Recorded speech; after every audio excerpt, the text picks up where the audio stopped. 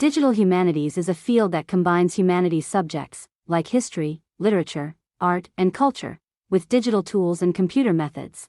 It helps researchers study human culture using technology, data, and software instead of only traditional reading or manual analysis. In simple words, it means using computers to understand people, culture, and history in a deeper and faster way. This field became more important when huge amounts of digital data started appearing, like online books, social media, scanned archives, and digital museums. One example is the Google Books Ngram Viewer, which analyzes millions of digitized books to show how words like technology, war, or freedom have increased or decreased in use over time. This helps researchers understand cultural and historical changes through language patterns, methods, and computational analysis. One important method is text mining and analytics, which means using computer programs to scan large amounts of written text and extract useful information. The software counts word frequency, detects repeated themes, and can even estimate emotions in writing. For example, in studies of Shakespeare's plays, researchers analyze all plays together using digital tools. They can see that words like king, blood, and honor appear more often in historical plays, while words like love and heart appear more in romantic plays.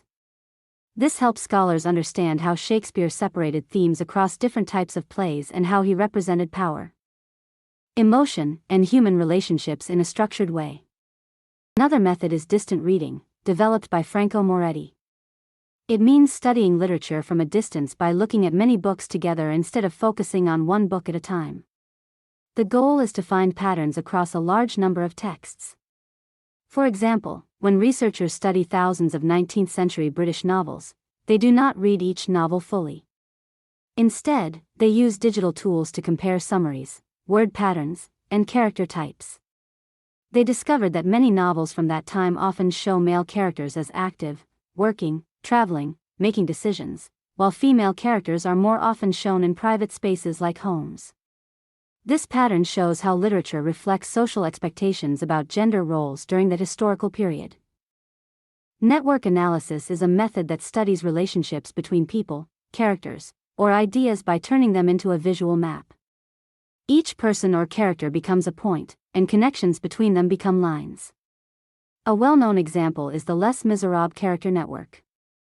In this analysis, every character in the novel is mapped based on how often they appear together in scenes. The map shows that Jean Valjean is the most central character because he connects many different groups in the story, such as the police, revolutionaries, and poor communities. This helps readers clearly see how the story is structured and which characters drive the plot forward. Geospatial analysis is a method that uses digital maps to study information based on places.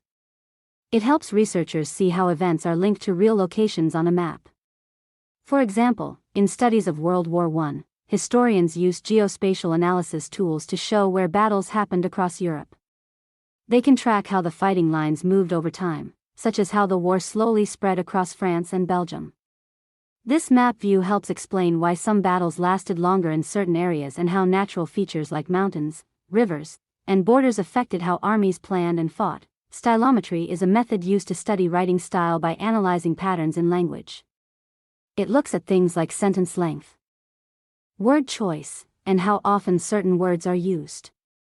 A famous example is the study of the Federalist Papers, a collection of political essays written in the 18th century. Some essays had unclear authorship.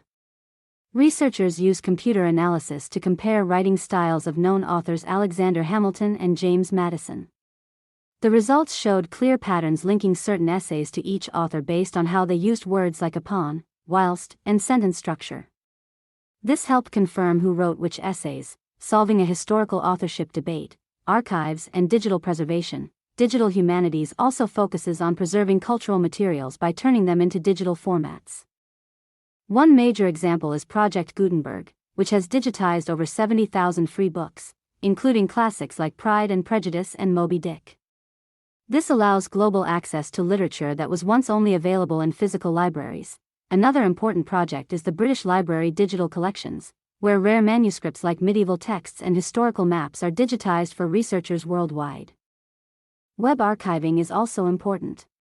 The Internet Archive, Wayback Machine, stores billions of web pages, allowing users to see how websites like early versions of CNN or Yahoo looked decades ago. Digital scholarly editions are used to study ancient texts.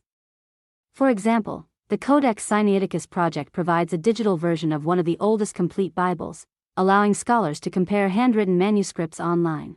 3D modeling is also used in archaeology. A famous example is the digital reconstruction of Pompeii ruins, where researchers recreate ancient Roman buildings destroyed by Mount Vesuvius to study how people lived. Tools. Digital Humanities uses a wide range of digital tools depending on the research goal. One popular tool is Voyant Tools, which allows users to paste text and instantly see word frequency, patterns, and themes. For example, it has been used to analyze political speeches by U.S. presidents to compare language style and emotional tone. Digital Research Tools Directory is a major database that helps researchers find tools for text analysis, mapping, and data visualization.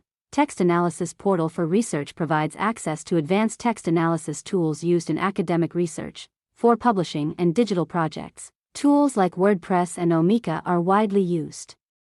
For example, museums use Omeka to create online exhibitions of historical artifacts, such as displaying Egyptian museum collections digitally. Advanced researchers also use programming languages like Python and R to analyze massive datasets. For example, Python has been used in studies of Twitter data during elections to track political sentiment in real time.